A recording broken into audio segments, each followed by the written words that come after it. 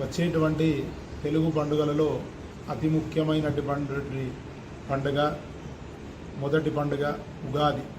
ఉగాది అంటే యుగాది, యుగానికి ఆది.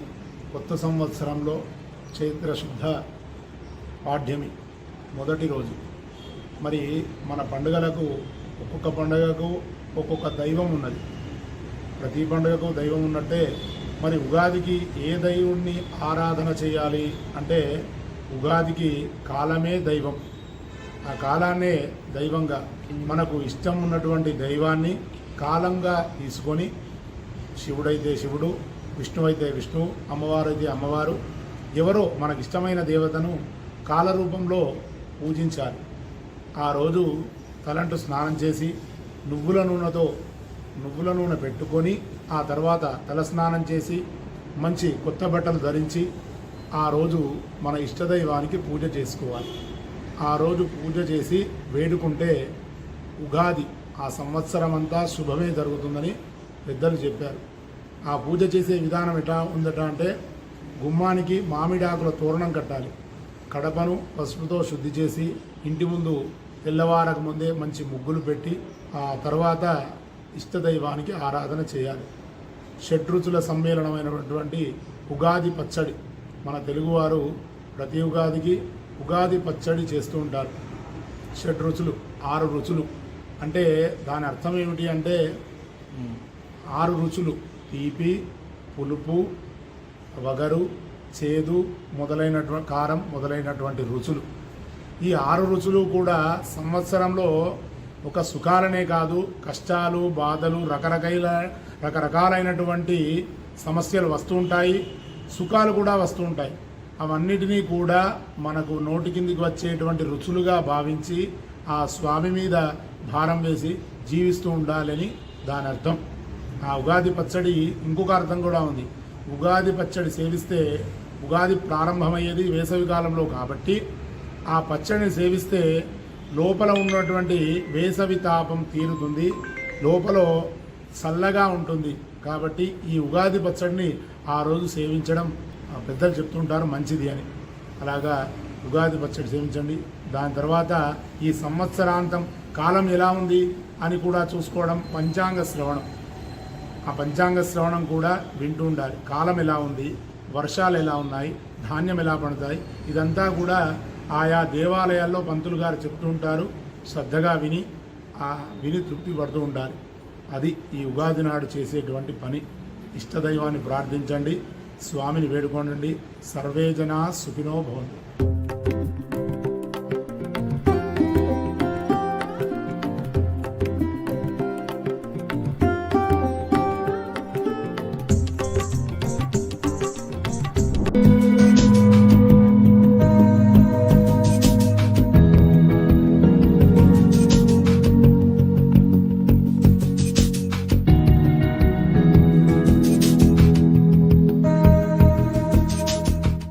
సముద్రంలో చేపల వేటకు బ్రేకులు పడుతున్నాయి. ఇకపై రుచికరమైన చేపలు, పెద్ద చేపలు విశాఖ ఫిషింగ్ హార్బర్లో ఉండవు. ఎందుకంటే ఏప్రిల్ 15 నుండి జూన్ 14 వరకు కూడా చేపల వేటను నిషేధిస్తున్నారు. సముద్రంలో మత్స్య సంపద వేటపై ఈ నెల 15 నుండి చేపల వేటను నిషేధిస్తున్నట్లు మత్స్యశాఖ ఇప్పటికే ఉత్తర్వులు జారీ చేసింది. ఏప్రిల్ 15 నుంచి జూన్ 15 వరకు అంటే 61 డేస్ విరామ సమయం అండి. ఈ విరామ సమయం ఎందుకంటే ఈ విరామ సమయంలో ప్రతి ఒక్క సముద్ర జీవి గుడ్లు పెట్టేటారు. అది గుడ్లు పెట్టి అవి పిల్లలయ్యి ఆ పిల్లలు అలా లోపలికి వెళ్ళాలంటే ఈ 2 మంత్స్ విరామం ఇవ్వడం వల్ల అది యథేచ్ఛగా వాటి యొక్క సంతతిని పెంచుకొని మనకి మత్స్య సంపదని సమకూరుస్తుంది. అలా కాకుండా ఆ టైంలో వీళ్ళని వేటకెళ్ళారనుకోండి, ఆ పిల్ల తల్లి అన్నీ పట్టుకొచ్చేసి మత్స్య సంపద వేగంగా తరిగిపోయే ప్రమాదం ఉంది. కాబట్టి ఆంధ్ర, ఒరిస్సా, తమిళనాడు ఇలాగ 3-4 రాష్ట్రాలు ఈ 2 నెలలు జీవో అనండి గవర్నమెంట్ ఆర్డర్ అంటే బంద్ చేయాలని చెప్పేసి. ఈ నెల 15 నుండి జూన్ 14 వరకు ఏపీ వ్యాప్తంగా సముద్ర తీరంలో వేట నిషేధించిన ఆజ్ఞలు అమల్లోకి వచ్చాయి. సముద్రంలో మత్స్య సంపద పెంపొందించేందుకు ప్రతి ఏటా ఈ పద్ధతిని అమలు చేస్తారు. ఈ 2 నెలల పాటు మేము చేపల వేటకు వెళ్ళమంటూ మత్స్యకారులు చెబుతున్నారు. ప్రభుత్వం మాట వినకుండా లేకపోతే ఇక్కడ ఉండే యూనియన్ల మాట వినకుండా ఫిషింగ్ వేట చేసినట్లయితే వాళ్ళకి చట్టపరమైన చర్యలు తప్పవు. పోలీస్ డిపార్ట్మెంట్ కానీ, ఫిషరీస్ డిపార్ట్మెంట్ కానీ, అలాగే మెరైన్ పోలీస్ కానీ, కోస్ట్ గార్డ్ కానీ, ప్రతి డిపార్ట్మెంట్ వాళ్ళకి ఏవైతే శిక్షలు ఉన్నాయో అవి విధిస్తాయి. అలాగే బోటు ఓనర్లకు ఉండే లైసెన్సులు, బోటు కళాశాలకు రావాల్సిన సబ్సిడీ, బోటుకి రావాల్సిన సబ్సిడీ ప్రతిదీ క్లోజ్ చేస్తారు.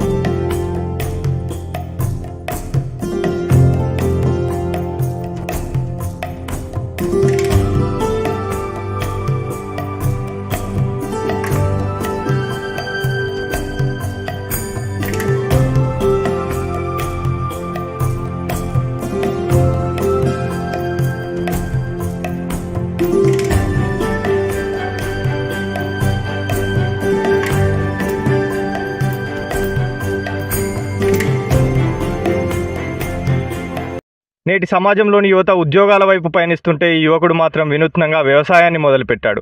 గతంలో ప్రైవేటు ఉద్యోగాలు చేసి విసుగు చెంది వదిలేసి ఈ వ్యవసాయానికి వచ్చాడు. ఈ వ్యవసాయంలో లాభాలు ఎలా ఉన్నాయి, అసలు రావడానికి కారణాలు ఏంటో తెలుసుకునే ప్రయత్నం చేద్దాం. అందరికీ నమస్కారం. నా పేరు వెన్ను మధు. మాది మహబూబాబాద్ జిల్లా తొర్రూరు మండలం హరిప్రాల గ్రామం. నేను వచ్చేసి డిగ్రీ గ్రాడ్యుయేషన్ పూర్తి చేసుకున్నానండి. నేను మొదటి నుంచి కూడా వ్యవసాయం అనేది చేయలేదు. అంతకుముందు అందరితో పాటు గ్రాడ్యుయేషన్ పూర్తి చేసుకోగానే ప్రైవేట్ జాబ్ల కోసం అని విసిగిపోయి ఒకనొక షోరూంలో, ట్రాక్టర్ షోరూంలో సేల్స్ ఎగ్జిక్యూటివ్గా చేశాను. అక్కడ మాకు ఇచ్చిన టార్గెట్, మాకున్న చికాకుల వల్ల వచ్చే శాలరీని మేము తట్టుకోలేకపోయినాం. అది మాకు ఏమాత్రం సరిపోకుండా పోయేది. అంత మించిన మెంటల్ టార్చర్ కూడా మేము చూసినాము. ఇవన్నీ చూసి తట్టుకోలేక, లేదు మనకు వ్యవసాయం ఉంది కదా, దాంట్లోనే మనకున్న టాలెంట్ చూపించుకోవాలని నేను వ్యవసాయంలో దిగడం జరిగింది. దాంతో పాటు వ్యవసాయం చేయాలనుకుంటే నాకు కూడా ఏం మిగలకపోవచ్చు అండి. కాకపోతే నేనేందంటే, మన తాతల కాలంలో ఉన్న పరిస్థితులు ఎట్లా ఉన్నాయి, అప్పుడు వాతావరణం, అప్పుడు పండించే పంట విధానం ఎట్లా ఉందని, అదే విధంగా నేను కూడా చేయాలి, తక్కువ ఖర్చుతో ఎక్కువ దిగుబడి పొందాలనేసి ఈ వరి రకాన్ని చూసుకున్నట్లయితే అందరూ నారు పోసి నాటేయడం వల్ల దానికి ఖర్చు వేరే. ఆ తర్వాతకి ఇంకా అధికంగా దిగుబడి పొందాలంటే ఈ నాటు ఖర్చు తగ్గియడం వల్ల మనకు ఎక్కువ దిగుబడి వస్తుంది, ఖర్చు కూడా తగ్గుతున్న ఉద్దేశంతో ఈ వరి రకాన్ని వడ్లనే డైరెక్ట్ వెదజల్లుతున్నారు. డ్రమ్ సీడ్ ఎక్కువ తెలిసిన వాళ్ళకైతే ఎక్కువ డ్రమ్ సీడ్ అని చెప్తే అర్థమవుతుంది. అలాగే మొలక అలకడం వల్ల కూడా గంట ఎక్కువ ఏపుగా వచ్చి ఎక్కువ దిగుబడి వచ్చే అవకాశం ఉంది. పత్తి విధానంలో చూసుకున్నట్లయితే ఎడ్లతో సంబంధం లేకుండా ట్రాక్టర్తోనే రేకు పద్ధతితోనే బోద కొట్టి డైరెక్ట్ ఆ బోద మీద గింజలు పెట్టేసి డైరెక్ట్ నీళ్ళు కట్టుకొని మనం మందులు స్ప్రే చేసుకున్నట్లయితే మనకు ఎడ్లతో పని లేకుండా తక్కువ పెట్టుబడితో ఎక్కువ దిగుబడి వచ్చే ఎకరానికి 10 నుంచి 12 క్వింటాలు వచ్చే ఆస్కారం కూడా ఉన్నది.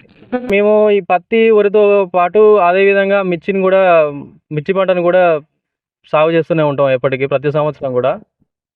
తక్కువ ఎంత లేదన్నా మాకు ఒక 20 క్వింటాల మిర్చి వెళ్ళినట్టయితే 10 క్వింటాలు పెట్టుబడి పోయినా 10 క్వింటాలు ఒక 2 లక్షలు, పత్తి మీద 1 లక్ష, 2 ఎకరాల పొలం ఉందండి, దాని మీద ఒక సంవత్సరానికి 1 లక్ష, మొత్తం 4 నుంచి 5 లక్షలు సంపాదించుకోవడానికి మాకు ఆస్కారం ఉంది. ఇక్కడ మన ఊళ్ళో, మన సొంత ప్రాంతంలో మనకు నచ్చిన తీరులో మనకు నచ్చిన పంటను సాగిస్తూ హ్యాపీగా లైఫ్ లీడ్ చేయొచ్చు. ఇప్పుడున్న యువతకు మీరు ఇచ్చే సజెషన్స్ ఏంటి? ఇప్పుడున్న సిచ్యువేషన్లో అంటే అందరూ ప్రైవేట్ జాబ్లకి ఉన్న తక్కువ గవర్నమెంట్ జాబ్లకి ఎక్కువ మంది పోటీ పడి చేస్తూ ఆత్మహత్యలు చేసుకుంటూ జీవితాన్ని ఖరాబ్ చేసుకుంటున్నారు. నేను ఇచ్చే సజెషన్ ఏంటంటే, ఉన్న 2 ఎకరాల్లో కూడా వివిధ రకాల కూరగాయలు కానీ, పూల తోటలు కానీ, మిర్చి, పత్తి ఇలాంటి వాటిని తక్కువ భూమిలో ఎక్కువ రకాలని సాగు చేస్తూ ఒక్క రకం 10 గుంటలు వేసుకున్న ఒక 2 ఎకరాలు ఉన్న ఒక 10-20 రకాల సాగు చేసుకోవచ్చు రకాలని. అది పత్తి కావచ్చు, మిర్చి కావచ్చు, పూల తోటలు కావచ్చు, కూరగాయలు కావచ్చు, పండ్ల తోటలు కావచ్చు. సీజన్‌ని బట్టి మనం మార్కెట్‌లోకి మనం తీసుకుపోయిన దిగుబడిని చేస్తే మంచి లాభాలు పొందొచ్చు. అందులో మ్యారేజ్ పెళ్ళికి చాలా ఇబ్బందులు కలుగుతున్నాయి. వ్యవసాయం చేస్తే ఎవరు ఇవ్వట్లేరని కూడా చాలా వరకు ఈ మధ్యలో అది పెద్ద టాస్క్ అయిపోయింది అందరికీ. దానివల్ల కూడా ఇంకా యువతరం అనేది వ్యవసాయానికి ముందు పడి చేయకుండా ఆగిపోతున్నారు. అదేం లేదు, మన డబ్బులుంటే ఎవరైనా వచ్చేస్తారు. మనం మంచి పద్ధతిలో మంచి సాగుని చేసుకుంటే అలాంటి ఇబ్బందులు రావడానికి ఆస్కారం ఏమి ఉండదు. రైతుకు పిల్లనివ్వకూడదు అనే ఆలోచన ప్రజల్లో నుంచి ఎప్పుడైతే వెళ్ళిపోతుందో దేశం అప్పుడే అభివృద్ధి చెందడం జరుగుతుంది. వాళ్ళని ఇబ్బంది పెట్టినా కూడా దేశానికి మంచిది కాదు. రైతు ఎంత ముందుకెళ్తే మనం అంత ముందుకెళ్తాం, సమాజం కూడా అంత ముందుకెళ్ళిపోతుంది. దయచేసి అలాంటి ఆలోచనలు చేసి రైతులను ఇబ్బంది పెట్టకూడదు. యువతరం ఎంత వ్యవసాయం చేస్తే దేశం అంత అభివృద్ధి చెందుతుంది.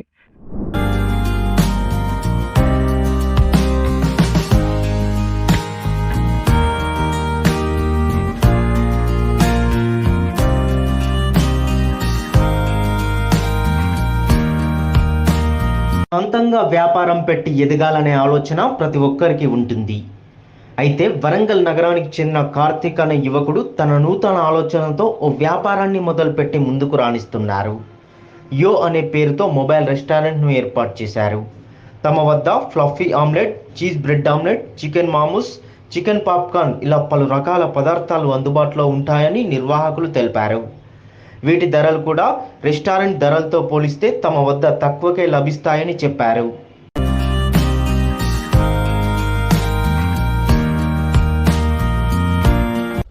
నా పేరు కార్తీక్, నాది వరంగల్.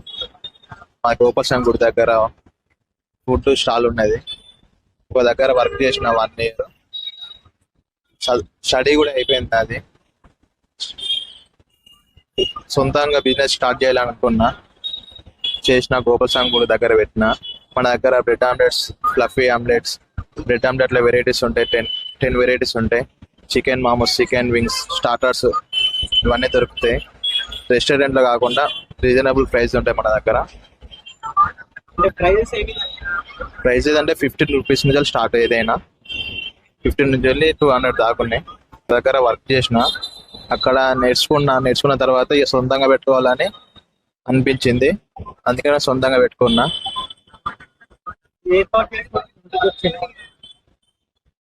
1 lakh ఖర్చు అయిపోయింది ఇది స్టార్ట్ చేయడానికి. ఇప్పుడైతే బాగానే నడుస్తుంది. చికెన్ మామూస్ ఉంటాయి, చికెన్ వింగ్స్ ఉంటాయి, చికెన్ నగెట్స్, పాప్కార్న్, ఎగ్ తోటి వచ్చేటి fluffy omelette, cheese bread omelette. ధరలు అంటే 15 నుంచి 100 లోపే ఉంటాయి వాటి ధరలు. ఎక్కువ కూడా ఏముండవు. రోజు కంటే 5000 వరకు వస్తాయి. అట్లా ఇక్కడికి వచ్చిన వాళ్ళు కస్టమర్ ప్రతి ఒక్కరు సాటిస్ఫాక్షన్ అయిపోయి వెయిట్. వరంగల్ నేను డైలీ రెగ్యులర్ కస్టమర్ లెక్క వస్తా. మా ఫ్రెండ్స్ని కూడా తీసుకొని వస్తా. టేస్ట్ బాగుంది, రీజనబుల్ ప్రైస్ బాగుంది.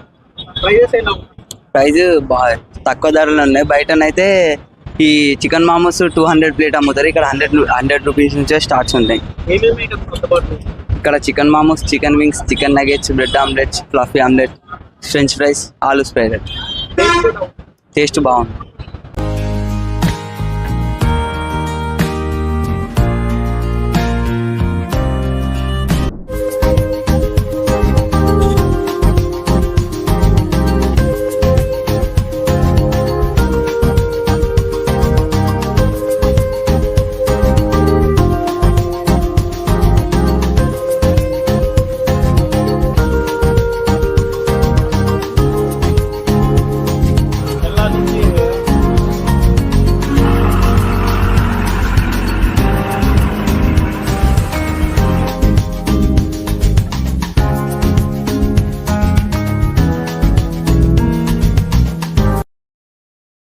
పలమనేరు నియోజకవర్గ ప్రజలందరికీ నమస్కారం. నా పేరు TK Swamy, depot manager APSRTC Palamaneru. ఇప్పటి వరకు మనం ఆపరేట్ చేసినట్టుగానే ఇప్పుడు వచ్చే నెల అంటే ఈ ఏప్రిల్ నెలలో కూడా పౌర్ణమి సందర్భంగా తిరువన్నామలై శ్రీ అరుణాచలేశ్వర దేవాలయానికి పలమనేరు డిపో ఏపీఎస్ఆర్టీసీ వారు ఏప్రిల్ 23వ తేదీన పల్మనేరు డిపో నుంచి 2 బస్సులని ఆపరేట్ చేయడం జరుగుతుంది. అంటే ఈ 2 బస్సులు కూడా 23వ తేదీ మధ్యాహ్నం 12 గంటలకు ఒకటి, మధ్యాహ్నం 1 గంటకు ఒకటి 2 బస్సులు బయలుదేరుతాయి. వీటి యొక్క రిజర్వేషన్ నంబర్లు అంటే 12 గంటలకు బయలుదేరే బస్సు యొక్క రిజర్వేషన్ నంబరు 968360 మరియు 1 గంటకు బయలుదేరే బస్సు సర్వీస్ రిజర్వేషన్ నంబరు 968361. కావున ప్రజలు అరుణాచలేశ్వరిని సందర్శించుకోవాలని కోరుకునే వాళ్ళు ఆన్లైన్లో అంటే మాది ఏపీఎస్ఆర్టీసీ యాప్ ఉంది, ఆండ్రాయిడ్ యాప్ ఉంది, మరియు ఏపీఎస్ఆర్టీసీ online.in వెబ్సైట్ ద్వారా కూడా పలంనేరు టు తిరువన్నామలై అని సెర్చ్ చేసి ఈ పైన ఇందాక చెప్పినటువంటి రిజర్వేషన్ నంబర్ల ద్వారా పలంనేరు నుంచి తిరువన్నామలైకి బస్సులు మీరు బుక్ చేసుకోవచ్చు. ఒక్కొక్క బస్సు సీటింగ్ కెపాసిటీ 49 ఉంటుంది. ఛార్జీ వచ్చేసి అప్ డౌన్ అంటే పోయి తిరిగి రావడానికి 520 రూపాయలు ఉంటుంది. భక్తులు గమనించాల్సిన ముఖ్యమైన విషయం ఏంటంటే ఈ పౌర్ణమి సందర్భంగా ప్రైవేట్ వెహికల్స్ వేటిని కూడా తిరువన్నామలలో బైపాస్ రోడ్డు నుంచి టెంపుల్ దాకా అనుమతించరు. కేవలం ఏపీఎస్ఆర్టీసీ గవర్నమెంట్ బస్సులను మాత్రమే మనము టెంపుల్కు జస్ట్ ఒక 50 మీటర్స్ దూరం దాకా కూడా తీసుకువెళ్ళగలిగేది కేవలం ఆర్టీసీ బస్సులే. మరియు ఆర్టీసీ బస్సులు అంటే సురక్షితమైన ప్రయాణం, సుఖమైన ప్రయాణం. కాబట్టి భక్తులు ఈ అవకాశాన్ని సద్వినియోగం చేసుకొని ఏప్రిల్ 23వ తేదీకి మేము ఆల్రెడీ రిజర్వేషన్ ఓపెన్ చేసి పెట్టినాము. కాబట్టి ఈ 2 బస్సుల్లో వెళ్ళాలనుకున్న వాళ్ళు రిజర్వేషన్ బుక్ చేసుకోగలరు. కాబట్టి సదవకాశాన్ని పలంనేరు నియోజకవర్గ ప్రజలు ఉపయోగించుకోవాలని కోరుకుంటున్నాను. ఏమైనా ప్రత్యేక కౌంటర్లు ఏమైనా ఏర్పాటు చేసినారా సార్? ప్రత్యేక కౌంటర్ అంటే ఉన్నది 2 బస్సులే కాబట్టి బస్టాండ్లో ఉన్నటువంటి రిజర్వేషన్ కౌంటర్ ద్వారా చేసుకోవచ్చు. ఇందాక తెలిపినటువంటి APSRTC.online.in ద్వారా వెబ్సైట్ ద్వారా కానీ లేదా ఏపీఎస్ఆర్టీసీ యాప్ అప్లికేషన్ ద్వారా కూడా మీరు బుక్ చేసుకోవచ్చు. సార్ ఇప్పుడు కొంతమందికి అయితే ఈ మన కంప్యూటర్ సౌకర్యం తెలియదు కాబట్టి అలాంటి వారికి మీరు ఎటువంటి మెసేజ్ ఇస్తారు సార్? బస్టాండ్కి వచ్చి చేసుకోవచ్చు. అంతే. లేదా ఏవో సహాయాన్ని తీసుకొని వాళ్ళ ఆండ్రాయిడ్ మొబైల్లో యాప్ ద్వారా కానీ వెబ్సైట్ ద్వారా కానీ చేసుకోవచ్చు. చదువు రాదు అనుకుంటే బెటర్ మన రిజర్వేషన్ కౌంటర్ దగ్గరకు వచ్చి తీసుకోవచ్చు. ఇప్పుడు మీరు 12 గంటలకి 1 గంటకి అని చెప్పి నిర్దేశించిన సమయాల్లో ఒకవేళ వీళ్ళు వచ్చిందన్న ఆ సమయానికి అంటే దగ్గరలో వస్తే వాళ్ళకి ఏదన్నా వెసులుబాటు ఉంటుందా సార్? రిజర్వేషన్ అంటేనే మనం కరెక్ట్గా ఆ టైంకి రావాలి. ఒక 5-10 నిమిషాలు అరగంట అంటే అది ఓకే. ఎందుకంటే మిగతా తోటి ప్యాసింజర్లు కూడా ఇబ్బంది కలగకూడదు కదా. అది వెళ్ళిన చాలా అడ్వాన్స్గానే వాళ్ళు సీట్లు బుక్ చేసుకుని ఉంటారు. కాబట్టి ఆ టైంకి వస్తే అందరికీ సౌకర్యంగా ఉంటుంది. లేదు ఓ 10 నిమిషాలు 15 నిమిషాలు అంటే అంతవరకు వెసులుబాటు కల్పించవచ్చు. ఎందుకంటే వాళ్ళు ఎవరో ఒకరు ఇతరు కోసం అని చెప్పేసి 1-2 గంటలు అయితే బండి డిలే చేయలేరు కదా. అదే ఆర్టీసీ బస్సులు అనేది కేవలం సురక్షితమైన ప్రయాణము, సుఖమైన ప్రయాణం అనేదే కాదు. ఇట్లా శైవ క్షేత్రాలు ఇట్లా దర్శనానికి సంబంధించి మేము శబరిమలకి కానీ లేదా ఇటు మీ అరుణాచలానికి కానీ బస్సులు నడిపినప్పుడు ఆర్టీసీ కంటూ సపరేట్ పార్కింగ్ స్థలాలు ఉంటాయి. ఆర్టీసీ పార్కింగ్ స్థలాలు అంటే ఆడ మినిమమ్ అంటే టాయిలెట్స్ కానీ లేడీస్కి సెక్యూరిటీ కానీ కాస్త ఉన్న ప్రదేశాల్లోనే మేము బస్సులు ఆపుతాము. కాబట్టి ఇంకోటి టెంపుల్కు నియరెస్ట్ దగ్గరగా ఉన్న ప్లేసులు ఏదైతే అరుణాచలంలో కొండ చుట్టూ ప్రదక్షిణ చేస్తారో దానికి కేవలం 40-50 మీటర్ల డిస్టెన్స్ వరకు ఆర్టీసీ బస్సు వెళ్ళిపోతుంది. కానీ ప్రైవేట్ బస్సుల్ని, ప్రైవేట్ ట్రావెల్స్ని మీరు టెంపుల్కి మినిమం 3 కిలోమీటర్లు 4 కిలోమీటర్ల దూరంలోనే ఆపేస్తారు.